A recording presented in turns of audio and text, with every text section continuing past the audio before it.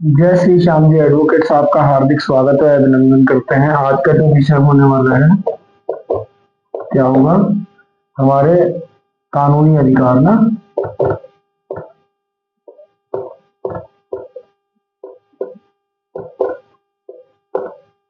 क्या है आज का विषय? हमारे कानून अधिकार, जिसे हम क्या कहेंगे अभी? Rights and duty.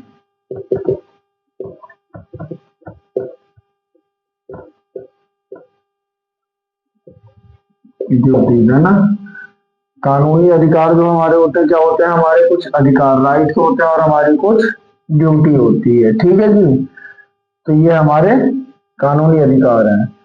कानूनी अधिकार क्या होता है? ये एक होता है पूर्ण, पहला क्या होता है? पूर्ण अधिकार। और दूसरा क्या होता है? अपूर्ण अधिकार।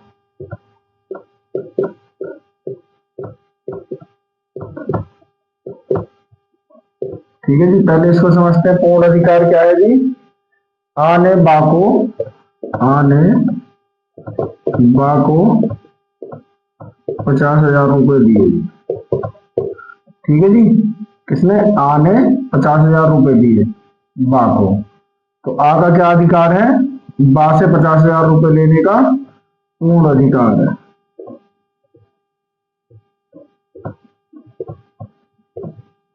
समझ में आ रहा है? बहुत शॉर्टकट में समझा रहा हूं आपको। आ ने बा को 50,000 रुपए दिए, तो आ क्या है? बा से 50,000 रुपए लेगा, इसका पूर्ण अधिकार है। तो ये कोर्ट राइट है भाई कि भाई ये 50,000 रुपए इससे लेगा। अब ये अपूर्ण अधिकार, एक उदाहरण के तौर पे इसको भी समझेंगे। क्या हुआ? आ ने बा से, है ना, आ ने बा को 50,000 दिया। इसको कितने साल बीत गए? 50 से 60 साल बीत गए, नहीं लिया।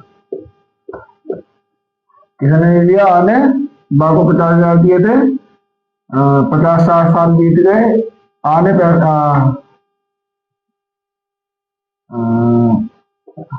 50 से 60 साल बीत गए थे, आने पैसा वापस नहीं लिया, है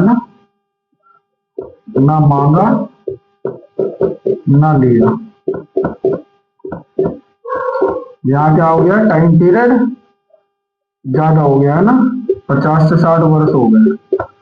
तो क्या हो गया यहाँ पे?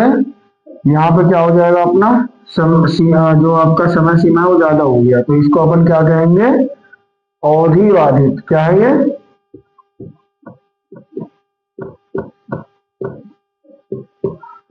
समझने में थोड़ी सी समस्या आ रही होगी। भाई पूर्ण अधिकार क्या है? हमने इसको पैसा दिया, भाई हम पैसा मांग रहे हैं, हमारा पैसा दो। तो ये हमारा क्या है? पूर्ण अधिकार, समय रहते। अवधिबाधित क्या है? भाई इसमें अवधिबाधित क्या हो गया आपका? अवधिबाधित क्या हो गया? समय सीमा अधिनियम अगर आप इसमें देखेंगे तो इसमें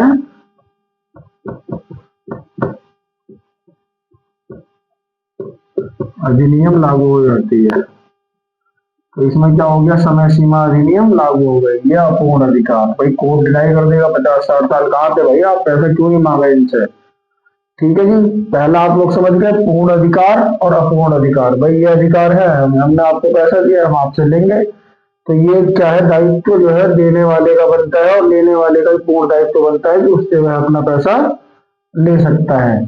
अपूर्ण में हमने जान दिया कि भाई समय अवधि पार हो गई, 50-60 साल बीत गए, अब पैसा कहाँ से ले भाई, है ना। एक होता है क्या इसके बाद में? सकारात्मक अधिकार। कौन सा?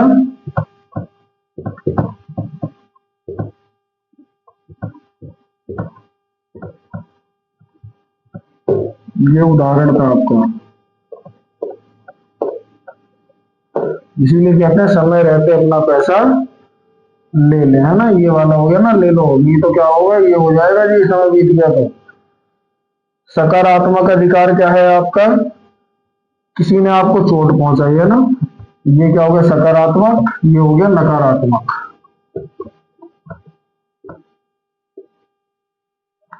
नकारात्मक अधिकार,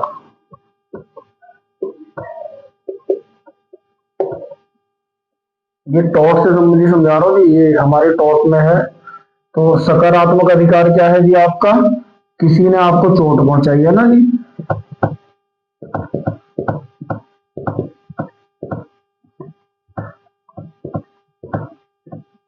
ये भी कई भांति की होती है जी।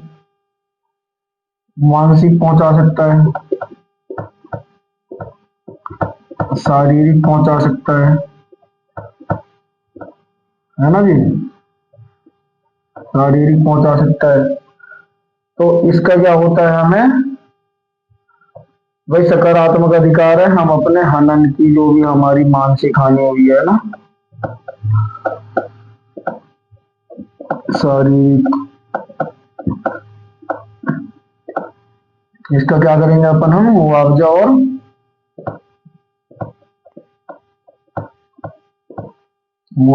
क्या, जो भी हनन हुआ है उसको पाने का अधिकार हमें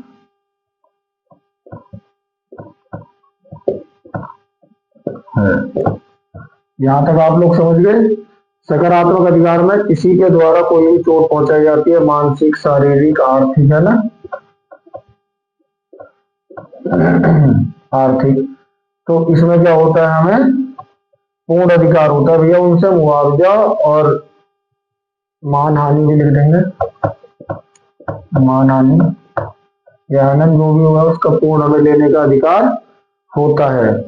अब ये नकारात्मक क्या होता है, इसको आप अलग ही समझ रहे होंगे। नकारात्मक अधिकार होता है आपकी प्रॉपर्टी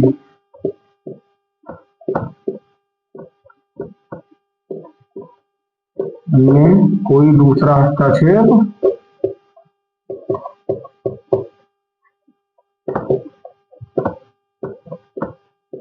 ना करे, है ना भाई, ये भी अधिकार आपको है। क्या है नकारात्मक में, कि आपकी प्रॉपर्टी में कोई दूसरा व्यक्ति हस्तक्षेप ना करे, ये उसका उदाहरण है जी। यहां तक आप 2 पॉइंट से क्लियर हो गए। पूर्ण अधिकार में क्या होता है भाई, उदाहरण तौर पे हमने दिया है कि हमने किसी को कोई चीज दी या पैसा दिया, समय रहते उसका अपना हमने निर्वहन वापसी करवा लिया। द्वितीय क्या होता है हमारा भाई, अपूर्ण अधिकार क्या है, इसमें क्या है, हमने एक पैसा दिया किसी को, 50-60 साल भूल गए और उसके बाद में हमारा पैसा धीरे धीरे मर जाएगा, क्योंकि समय सीमा अधिनियम से वो पार हो जाएगा।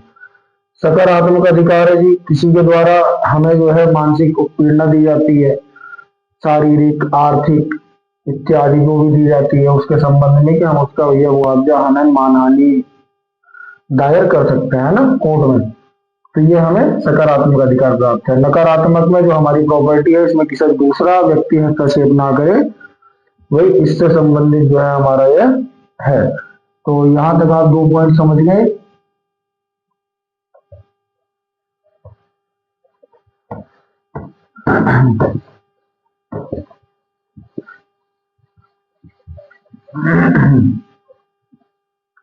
अभी एक होता है लोकाक्षी अधिकार, क्या तीसरा नंबर है लोकाक्षी, है ना, लोकाक्षी अधिकार, है ना, क्या है जी, लोकाक्षी अधिकार का मतलब होता है कि जो अपना घर है, आपका घर है ना, आपका घर है, अपने घर में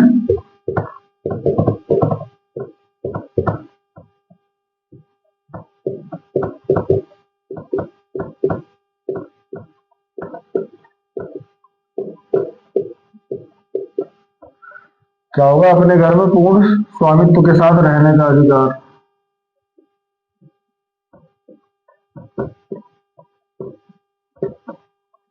ठीक है भाई लोग, है ना, क्या है लोकाक्षी अधिकार में आपको अपने घर में पूर्ण रूप से रहने का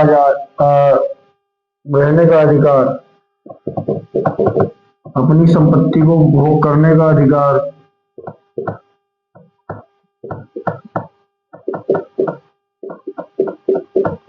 भोग यानी क्या होता है, बरतने, है ना, जो हम कहते हैं हम अपनी संपत्ति बरत रहे हैं, तो भोग करने का मतलब है।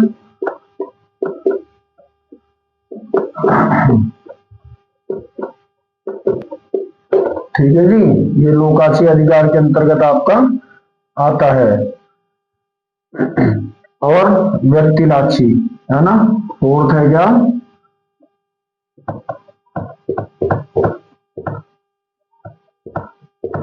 व्यक्तिलाक्षी। इसमें क्या होता है जी, व्यक्तिलाक्षी में क्या हुआ, यहाँ पे जैसे होता है ना कार्य, भाई किसी को कार्य दिया गया है, जिसको किसी को सॉरी कर्ज दिया गया है, तो कर्ज वसूलने का, जिसको कर्ज दिया गया है, कर्ज दिया है,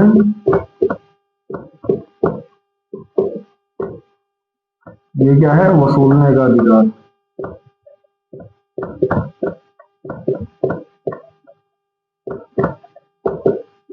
ठीक है जी, यहां तक आप लोग समझ गए भाई। क्या है, व्यक्ति लाक्षी अधिकार, जिसको कर्ज दिया गया है भाई उससे हमें वसूलने का अधिकार। ठीक है जी, हम उससे वसूलेंगे। भाई लोकाक्षी मतलब अपने घर में पूर्ण स्वामित्व के साथ रहने का अधिकार, अपनी संपत्ति को भोग बरतने का अधिकार। ठीक है जी, ये लोकाक्षी था, ये व्यक्ति लाक्षी था। तो अभी यहां तक आप लोग समझ गए भाई। अब उसके बाद में क्या होता है, थोड़ी सी हम बता देते हैं आपको। आजकल सुनने में आ रहा है, ये जो आते हैं ना, क्या नाम है, रिकवरी वाले। भाई आपने हाउस लोन ले लिया है ना, फिफ्थ में रखते हैं क्या है, आपने ले लिया लोन, है ना, अभी लोन वसूलने आते हैं।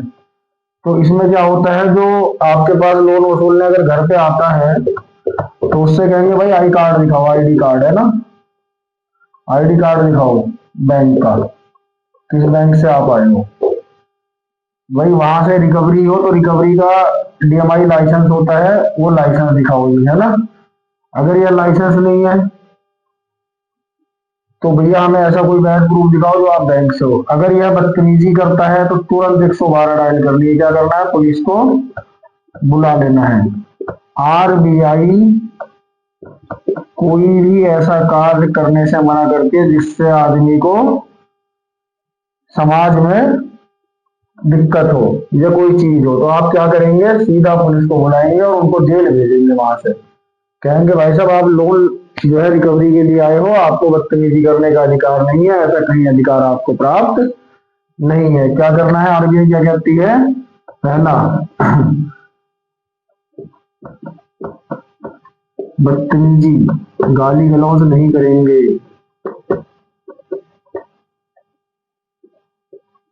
नहीं करेंगे, है ना। किसके साथ, कस्टमर के साथ। लोन देते समय तो बहुत लल्लो मल्लो करा, अब आए तो बदतमीजी, भाई साहब पुलिस बुलाओ तुरंत, अगर हल्का सा भी दिखे आपको। दूसरा, भाई उनसे मानसिक उनकी जो है क्षति नहीं करेंगे, या शारीरिक क्षति नहीं पहुंचाएंगे, है ना, नहीं।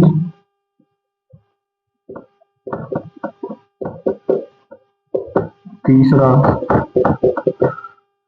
भाई आप उनसे सीधा कहेंगे कि भाई जो आपको करना है कोर्ट के माध्यम से करो, हमारे घर पे दरवाजे पर कुंडी मत खटखटाओ। तो क्या करो, कोर्ट का सहारा लो, है ना। आप भी ले सकते हो भाई, कि हमारे यहाँ इतनी बार आए, उसकी वीडियो रिकॉर्डिंग अगर वगैरह है तो वो सारे एविडेंस रखो।